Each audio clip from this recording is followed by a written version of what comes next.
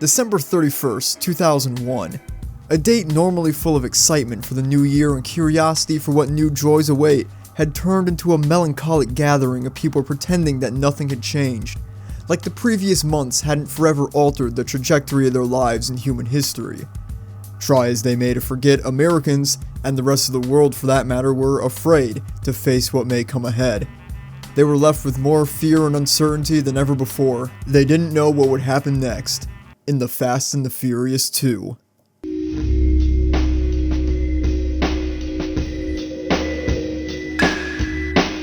Paul Walker and Vin Diesel not only dazzled raging car nuts, but they also left philosophers and cinephiles with so much meat to poke around with. It was a movie that stayed with you, unforgettable some might say, what with its story about cars that was really about two men who just wanted to go fast and be pissed off. The decision to make a sequel to a movie such as this couldn't have come lightly. If you f*** this up, fans might literally crucify you on a Toyota Supra. And justifiably too, I might add. The first movie rocked. I mean, it kinda sucked, but if you have enough computer duster, like me, you'd see it for what it really is. A highly stylized and unique look at Stockholm Syndrome that shows you how a man can be hypnotized and changed by the criminal pursuit of the good life. How a man goes from vaguely giving a shit to completely not giving a fuck. But early on in the sequel's development, they hit a few snags. Vin Diesel and Rob Cohen went off to make XXX, a documentary about Vin Diesel's life. Jordana Brewster had to do her laundry the day they were going to make the sequel, and Michelle Rodriguez bought a GameCube so she had to play Tarzan. When the dust cleared, the only returning cast members were Paul Walker, because he was contractually obligated to. I was glad to come back. I think mainly just because I knew that, the fans wanted to see it. I didn't really have a choice in the matter because they had an option on me from the first one, and Tom Barry. They tried to get Ja Rule to come back and play the role of Tej Parker, but he instead opted to fade into obscurity. So, the producers looked at where they were that night, December 31st, 2001. The New Year's ball felt more like a guillotine blade. If this movie was gonna work, it was gonna need a lot more black people, and it would need to get way more homoerotic. 2Fast 2Furious is one of those movies that pisses me the hell off just to think about. Not because it's bad, but because everyone else says it's bad. I have some quotes from negative reviews of this movie I'd like to share with the class. I hate this movie, it's so dumb, I hate it, why are there so many? The only thing John Singleton should direct is a shotgun to the roof of his mouth. At the end of the day, the only race that matters is the white. Well, you get my point. The reviews people have made for this movie are just foul. It's not every day that absolutely every single negative review for a movie manages to be not just casually racist, but ranked competitive racist. Too Fast has held this reputation for somehow being the next best thing to toilet paper if you run out and need something to smear on your bare poop splattered asshole, and I'm not sure why. It's a great movie. In fact, it might actually be the best movie ever made. Oh, fuck. Shit, I just actually did it. Let me take you back. You're walking out of the movie theater, you just saw One Fast, One Furious, and you're thinking to yourself, airport security is a little bit too lax in this country. I often wonder about the safety of our air travel systems, and particularly access to the cockpits in this the year of our Lord 2001. But it's probably no big deal. With any luck, Mark Wahlberg will be on at least one of those flights should anything nefarious happen, such as a group of Middle Eastern extremists armed with box cutters take control of an airplane. Or 4. There'd be a lot of blood in that first class cabin, but he'd land it somewhere safely, especially if his kids were on board.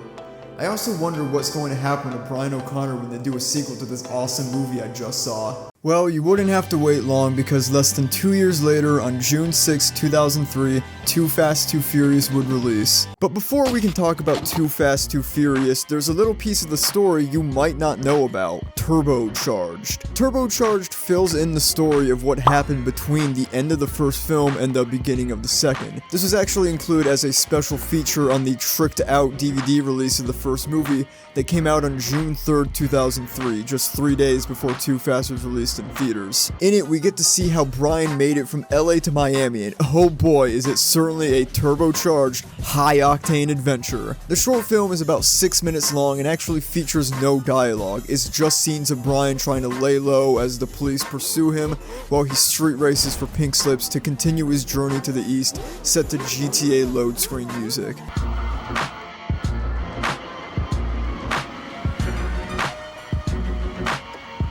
He meets this woman who helps him for no reason. We see him get his GTR R34 Skyline and fix it up. It's actually a really interesting story how he got the R34. You see, he went to a dealership and he bought it. I don't know, that's it. Okay, anyway, onto the real film. 2Fast opens with Brian technically still on the run, but also everyone in the Miami street racing scene knows him. He pulls up very inconspicuously in a Rule 34 Skyline, shooting flames out of the exhaust to compete in a wild and crazy street race hosted by Ludacris. Ludacris is in it? The FBI catches him immediately because he wasn't hiding at all, and they give him an ultimatum. Brian, we need you to help us take down Scarface. If you can drive extreme enough, we'll clear your record. In fact, fuck it. You can even be an FBI agent again, I don't care. But if you don't, we're sending you to prison, and they're gonna roughhouse your ass, white boy. And Brian's like, there's only one man that's allowed to roughhouse this white boy's ass. So he enlists the help of his old friend Roman Pearce, currently on house arrest living in a trailer less than 300 yards away from a demolition derby, because this movie rocks. Brian and Roman were childhood best friends until Brian joined the LAPD, and shortly after, Roman got arrested for years and spent all that time believing that Brian had been the one who betrayed him. From here, 2Fast puts it into ninth gear, becoming a movie about two former bros being forced to reconcile as the walls come closing in. On one side, you got the ruthless Carter Verone, a Miami drug kingpin who's not afraid to torture and murder to get his way. On the other, you've got the FBI, who's so stupid they frequently risk getting Brian and Roman caught despite the immense danger that poses to everyone involved, including themselves and undercover agent Monica Fuentes, who's Brian's, Roman's, and Carter's love interest. You've heard of a love triangle, how about a love square? At its heart, 2Fast 2Furious is a love story. Brian and Roman have this deep and rich bond that's just a delight to watch on screen, even when they still hate each other. It's just fun to watch them bicker, drive, and work together. Roman is really the star of this movie. He brings this electric and captivating energy to the whole thing. He's always goofing around, screaming and yelling, but it's not annoying at all. He has his serious moments, he has his depth and real humanity to him. The goal of Brian and Roman may literally be to evade prison, in other words, the consequences of their own actions, but I believe that goal might also double as a metaphorical prison of the mind for the characters. Carter Verone represents the peak of crime, the pure lawless, emotionless, ruthless, every sort of less you can be. He has no real friends, nobody he cares about, no real humanity.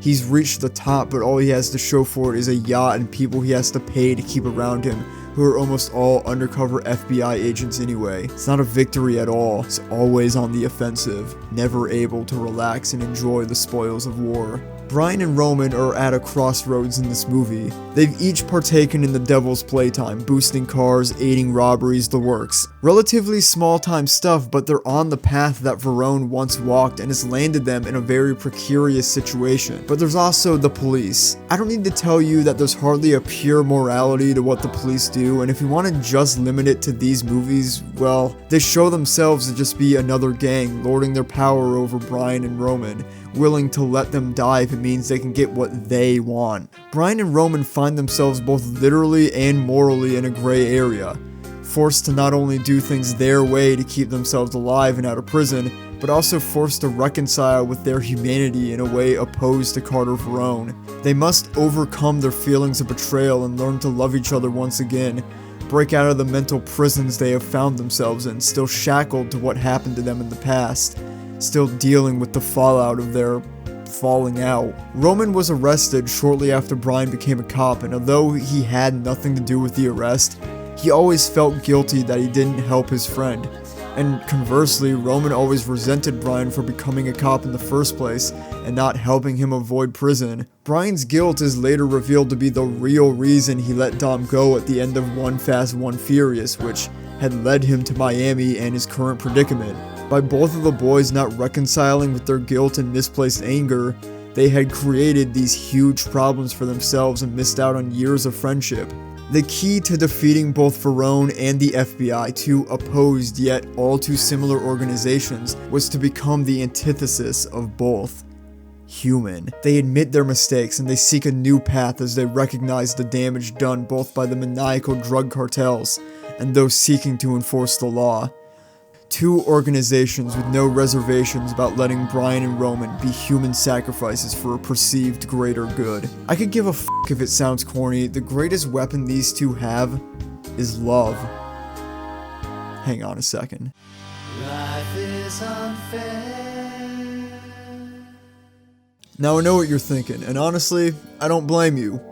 Whenever I see a fan theory that a movie is secretly gay, I roll my eyes because I know it's just going to be another 14-year-old writing about how two obviously straight characters like, I don't know, Jack Twist and Enos Delmar were secretly gay because that 14-year-old just is desperate for representation that doesn't belittle them and accurately reflects their real lives and feelings. But since there's so little of that, they project their feelings onto well-written hetero characters so they get well-written gay characters that they can identify with. But they rarely ever have any real substance in the actual works they're theorizing on.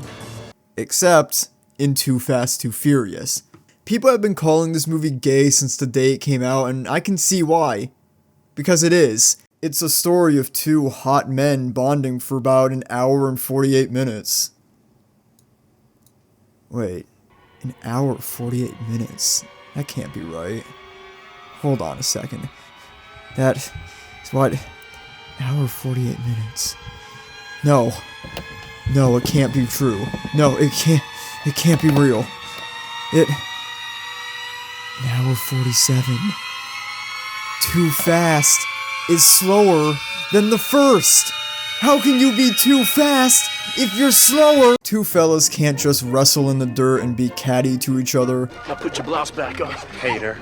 Without people heavily analyzing the subtext of the film and coming to the extremely hard to refute realization that these two characters are bisexual ex-lovers. Did the stare and drive on you, didn't he? He got that from me. Don't be scared, represent. I mean, this just literally seems to imply that Roman did this to Brian while they were dating or flirting. Like Brian is doing it to impress a pretty girl he's attracted to, and then Roman says, he got that from me. And she's like, what the fuck? Why is he swirling his finger like that, huh? Where's that supposed to go? A guy's butt? It's a work in progress. It's not finished yet. That's some artistic shit. Got talent, girl. Yeah, she's good. She's the best. It's like as soon as he starts trying to flirt with her, Brian's like, yeah, she's great, whatever. What's wrong with your place, man? No, I don't want to stay with him. He got bad habits. There's too many instances of these characters being blatantly bisexual. If you want to learn more, you can watch Ben from Canada's video 2x 2Furious, where I blatantly stole this entire theory from. This movie was kinda gay. Not that there's anything wrong with that, I'm just pointing out some things that I saw. Now that we got all that out of the way, it's time for a much more important segment, the Agent Bilkins Corner. Agent Bilkins is this guy, the man in charge of Brian's undercover missions in both films. In the first movie, he's very stern, angry, and has little faith in Brian. He neither likes nor trusts him. He doesn't want results, he needs them. Despite not being an angry police chief, he is a classic angry police chief. FBI, whatever. And in his defense, he's right. Brian does betray the mission and aid and abet a dangerous criminal to escape. He was right to not like him. But in 2Fast, his attitude and demeanor towards Brian has shifted to be much nicer and trusting of him for unknown reasons. When they're reunited in Miami, rather than simply arresting him and eating the key like a cartoon, he instead just entrusts another undercover mission to him and even allows Brian to bring friends. Something that even this guy was hesitant to allow. You don't get to bring friends. The role of dickhead bitch goes to US Customs Agent Markham, and Bilkin takes on the role of wearing a Hawaiian shirt and taking it easy. When Markham wants to send our boys into a suicide mission, Bilkin says, "No, that's crazy, we're calling off the mission." Despite everything, he for some reason cares about these boys. When he sees the big cool car switcheroo, he smiles like, I love these boys. They keep me young. Honestly, it's kind of a funny twist on his character. It's like he arrived in Miami, threw on some Jimmy Buffett, and was like, I'm on island time, baby, I don't give a shit. Some might call it bad writing that they couldn't keep him consistent across 2 films, but I don't think it is. In the first film, the highway robberies were his case. He was in charge of it. In 2 Fast, he's just helping out US Customs by hanging out in an abandoned Long John Silver's. One of the big things critics like to bash this film for is its visual style and overall attitude. The way 2Fast 2Furious conducts itself has led a lot of people to throw accusations at it like it has the cinematography of a Reese's Puffs commercial. But if you ask me, it was just too ahead of its time. 2 Fast, more than any other entry in the franchise, is a movie that really goes out of its way to razzle-dazzle the audience, with a far flashier world than we see before. It's very focused on selling you this image of opulence. Everyone has these insane cars with 10K sound systems, they're breakdancing, throwing parties full of hot, almost naked women, crashing jet skis. They're cool, they're dressed cool, they talk cool, and they do cool things. Brian pulls up in a tricked out, glowing Nissan Skyline, shooting fire out of it as all the girls fan themselves off, and the guys ask him to knuck it. It's an image of street racing that is very exaggerated and distant from reality. In the 90s and 2000s, we saw this massive commercial boom in things like punk rock, skateboarding, extreme sports, hip-hop, and street racing. These things that had all come out of lower-income urban areas became candy for suburban white kids, like me, who had this desire for a cooler way of life. Gangsters, guns, fast cars, and hot girls. Playing it loud like we don't give a fuck. Rebellion went from fighting to have a way of expression and freedom to a way of marketing. Jack Thompson sold more copies of GTA than any TV commercial or magazine ad. He's also the guy that wants to pull every video game off every shelf in the country because he feels that the video games diminish the intelligence of our youth. Now, come on, Dick. It's the only education we got. Anytime a city council wanted to ban skateboarding, that's more kids who wanted to go out and buy a skateboard. And when the Fast and the Furious came out, you know the auto parts industry got a fat-ass payday. This movie is urban porn for the suburbs, so far removed from any semblance of real life. Something that started as hobbyists, admittedly still being dangerous nuisances, but hobbyists upgrading their cars for fun had become this hodgepodge of breakdancing exaggerated gangster stereotypes comparing their cars' stereotypes as they jump their flamethrower exhaust sports cars off bridges. It's fake, the cars are fake, literally fake, their CGI is not real, it's ridiculous, utterly fucking ridiculous. But why? What is this over-the-top visual style that completely flanderizes urban America have to do with 2 possibly bisexual wild boys learning to love again as they take down an Argentinian drug lord in Miami, Florida? You have a lot going on in this movie, more than the first one, easily. The movie's honestly hilarious, it's super quotable and has so many absurd moments. What do you say we kick it in, Nickel? We hungry.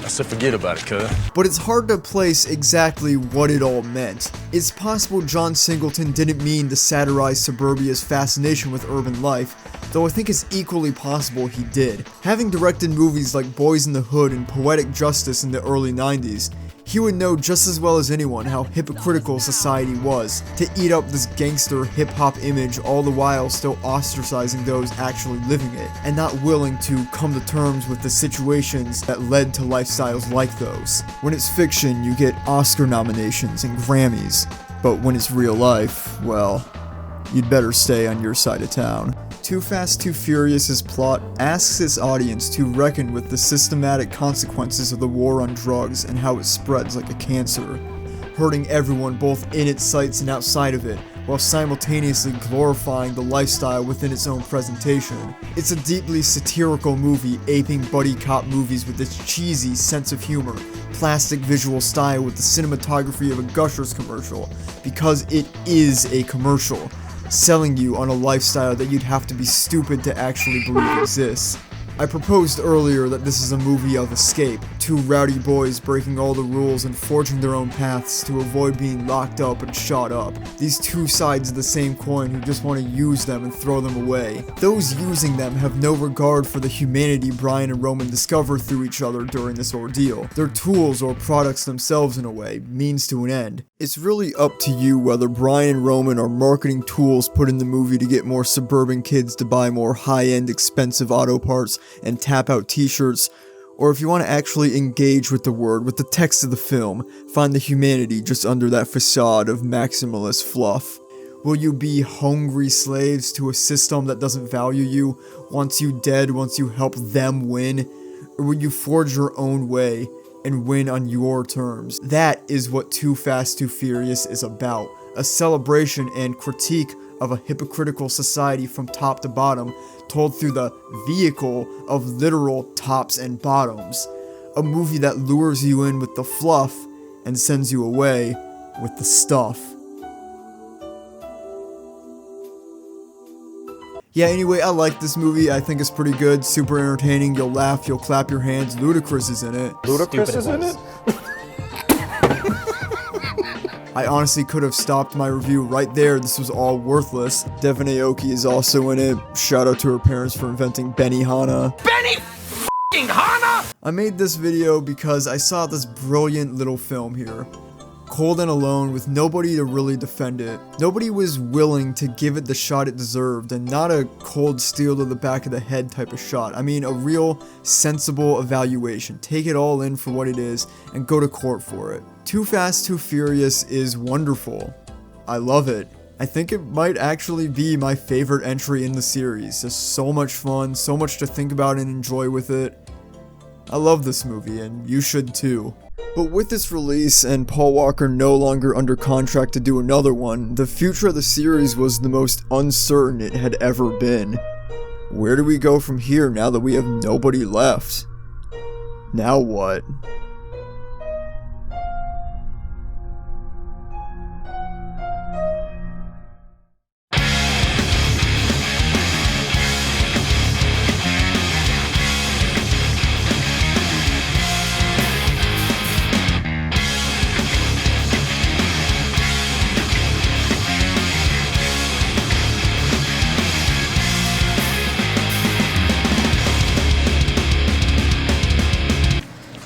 I said forget about it, cuz. I don't need to be friends with fucking Ghoul City.